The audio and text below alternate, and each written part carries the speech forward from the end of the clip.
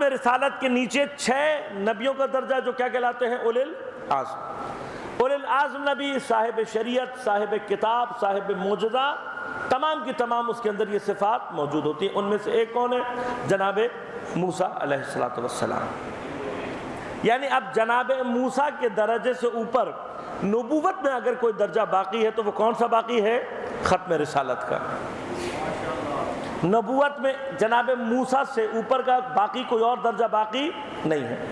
اگر اس مقام پر اس بندہ خدا کو، جس کی اللہ بات کر رہا ہے کہ بعض روایات کے مطابق یہ جناب خضر علیہ السلام ہیں، اگر جناب خضر کو نبی تصور کر لیا جائے، مان لیا جائے کہ آپ انبیاء میں سے ہیں، تو پھر سوال یہ ہوتا ہے کہ کیسے ایک کم درجے کا نبی ایک اعلیٰ ترین درجے کے نبی کا استاد ہو سکتا ہے؟ یہ ناممکن ہے، اس لیے کہ درجہ نبوت کے اعتبار سے علم بھی ہے۔ اب علم کی جو کیفیت ہے وہ کیا بتا رہی ہے؟ اگلی جو آیت ہے اسے پڑھ کر دیکھ لیجئے۔ حضرت موسیٰ کیا کر رہے ہیں؟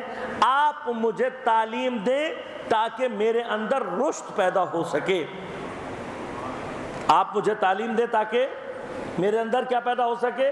رشد پیدا ہو سکے۔ تو جو کسی اولو العزم نبی کے اندر رشد پیدا کر سکتا ہے وہ یقیناً اس نبی سے افضل ہونا چاہیے۔ نبوت میں درجہ اولو العزم سے آگے موجود نہیں ہے، لہذا اب یہاں پر آ کر جب پھنستے ہیں علماء اور تفسیر کے مقام پر جواب نہیں دے پاتے تو پھر کیا کرتے ہیں؟ مثلاً آپ مشہور ترین ترجمہ ہے اہل سنت میں جالندھری صاحب کا۔ جالندھری صاحب کے ترجمے میں جا کر آپ دیکھیں گے تو انہوں نے بریکٹ میں اس رحمت کے آگے چھوٹا سا ولایت کا لفظ لکھا ہوا ہے۔ کون سا درجہ ہے یہ؟ کون سی رحمت ہے؟ ولایت کی رحمت ہے۔ تو پس جہاں آپ کو چارہ نہیں ملتا وہاں پر تو آپ ولایت قبول کر لیتے ہیں، اور جہاں دل چاہتا ہے وہاں پر ولایت کا انکار کر دیتے ہیں۔ اب یہ جو مسئلہ ہے یہ ایک اور مسئلے کو حل کر رہا ہے۔ آپ کو یاد ہوگا کہ جناب امیر المؤمنین علیہ السلام پیغمبر کے علاوہ دیگر تمام انبیاء سے افضل ہیں، یہ مسئلہ اٹھا تھا، پیش آیا تھا، بڑی اس پہ لے دے ہوئی بہت ساری باتیں کی گئیں، حتیٰ ہمارے اوپر کفر کے فتوے لگانے کے لیے بھی بعض لوگ فوراً آمادہ ہو گئے۔ میں ان تمام افراد کو چیلنج کر کے کہتا ہوں کہ آؤ قرآن میں یہ جگہ پڑھو اور پھر مجھے بتاؤ کہ خدا کا یہ کون سا بندہ ہے جو اپنے زمانے کے اولو العزم نبی سے بھی زیادہ فضیلت رکھتا ہے۔ ورنہ یہ مان لو کہ استاد کی فضیلت کوئی نہیں ہوتی، یا تو یہ کہو کہ اس کی کوئی فضیلت نہیں ہے۔ فضیلت نہ مانو گے تو اگلی آیت کا جواب نہیں دے سکو گے۔ تو ماننا پڑے گا کہ خدا کے بندوں میں سے بعض بندے ایسے بھی ہو سکتے ہیں جو اپنے زمانے کے اولو العزم نبی سے زیادہ فضیلت رکھتے ہو۔ اب جب تمہیں نبوت میں حل نہیں نظر آیا تو تم یہ کہنے پر مجبور ہو گئے کہ ولایت کا کوئی درجہ ہے، پس ولایت کا کوئی درجہ ایسا ہو سکتا ہے جو تمام انبیاء سے افضل ہو اور ختم رسالت سے کمتر ہو۔ ایسا وقت ممکن ہے۔ پس اگر وہ بندہ ہو سکتا ہے تو علی مرتضیٰ کیوں نہیں ہو سکتے؟ ائمہ کیوں نہیں ہو سکتے؟ ہمارے پاس موجود ہے روایت، قرآن پڑھ کر دیکھ لیجئے۔ بس ایک مرحلہ یہ۔ دوسرا مرحلہ، اب اللہ نے ولایت عطا کی ہے جناب خضر کو، لہذا بہت ساری ہماری بھی روایات میں یہ ہے کہ جناب خضر ولی خدا ہیں، نبی خدا نہیں ہے۔ جناب خضر کو جو اللہ نے علم دیا ہے وہ کون سا ہے؟ صرف اشارہ کر رہا ہوں، زیادہ تفصیل میں نہیں جاؤں گا۔ وہ کیا ہے؟ کون سا علم ہے؟ وَعَلَّمْنَاهُ مِن لَّدُنَّا عِلْمًا۔ ایک تو ترتیب میں نے آپ سے خدمت میں عرض کیا کہ ترتیب کو اللہ نے تبدیل کیا ہے۔ ترتیب جب تبدیل ہوتی ہے تو معنی بھی تبدیل ہو جاتے ہیں۔ من عندنا اگر بعد میں آئے تو عمومی کیفیت کو بیان کرتا ہے۔ عمومی کیفیت کیا ہے؟ عموم میں یہ ہے کہ ہم نے یہ رحمت بہت سو کو دی ہے، اس کو بھی دی ہے۔ بس نبوت یا ولایت کے درجے بہت سو کو دیے ہیں، اس کو بھی دیے ہیں۔ لیکن جب علم کی بات آئی تو کیا کہا؟ علمناہ من لدنا علما، ہم نے اسے علم دیا ہے خاص طور پر اپنی جانب سے۔ لدن مانا کسی کے پاس سے، نزدیک سے، کسی ذات سے۔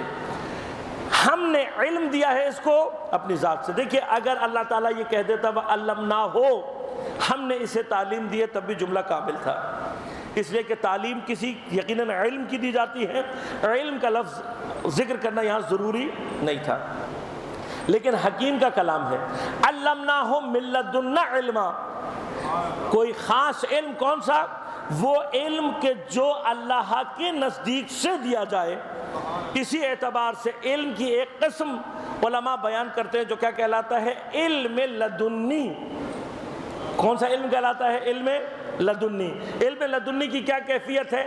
باقی تمام علوم انسان حاصل کر سکتا ہے مختلف ذرائع سے، مختلف مقامات سے، لیکن علم کا ایک مقام ایسا ہے کہ جہاں پر اللہ بغیر کسی واسطے کے اپنے بندے کو علم عطا کرتا ہے۔ جو علم اللہ بغیر واسطے کے عطا کرے اس علم کو علم لدنی کہتے ہیں۔ اب اس علم لدنی میں جناب خضر کے علم کی کیفیت کیا ہے؟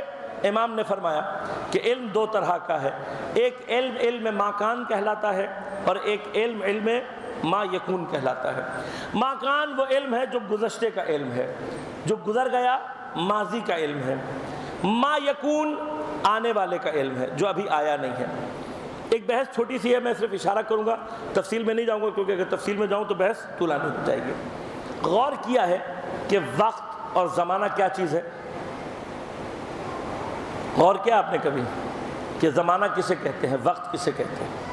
فلاسفہ میں ایک بڑی تفصیلی بحث ہے اس بارے میں، حکماء ایک لمبی بحث کرتے ہیں زمانے کے اوپر، اور زمانے کا مسئلہ یہ ہے کہ زمان ایک ایسی کیفیت، ایک ایسا وجود ہے جو مسلسل ہے۔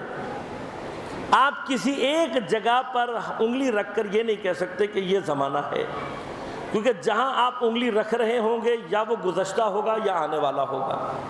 لہذا حال جس کو کہا جاتا ہے ہمارے ہاں، اس حال کو علماء کہتے ہیں کہ اس کو ڈیفائن کیا ہی نہیں جا سکتا، کیونکہ ہر لحظہ جسے آپ حال کہہ رہے ہیں وہ گزر چکا ہوتا ہے، اور جو نہیں ہے وہ آنے والا ہے۔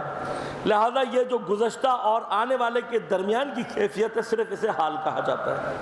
اس کے علاوہ جو ہم پریزنٹ ٹینس استعمال کرتے ہیں وہ صرف تسامحاً استعمال کرتے ہیں، ورنہ ہر آنے والا لمحہ ایک نیا ہے، اور جس کی ہم بات کر رہے ہیں وہ گزر چکا ہے۔ بس اگر زمانے کو غور کریں گے تو زمانہ انہی دو چیزوں کا نام ہے، یا ما کان ہے یعنی گزر چکا ہے، یا ما یکون ہے جو آنے والا ہے۔ درمیان میں زمانہ کوئی چیز نہیں ہے۔